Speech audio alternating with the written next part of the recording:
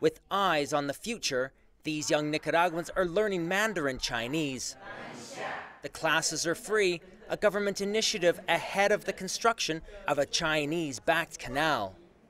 For these university students and recent graduates, there are high expectations. When we heard the news of the canal, the first thing the young people thought was, I'm going to find a job. Now we're preparing ourselves for work, for something that's projected to be really big. At around 280 kilometers, the Nicaragua Canal would be 3 times longer than the Panama Canal.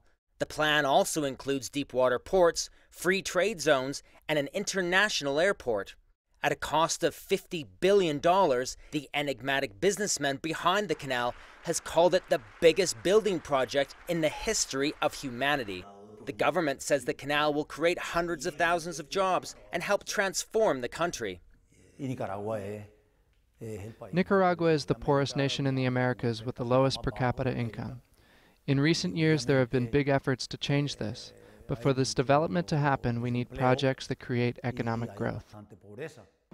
But some locals worry about the impact of dredging a channel up to 27 meters deep through Central America's largest lake and an important source of fresh water. Every day, dozens of ferries carry tourists across Lake Nicaragua. Many of those who depend on these tourist dollars are afraid that if the canal is built, this vital source of income could disappear. Environmentalists warn that the canal's construction could have a devastating impact on the lake, rivers, rainforests, and coastal areas.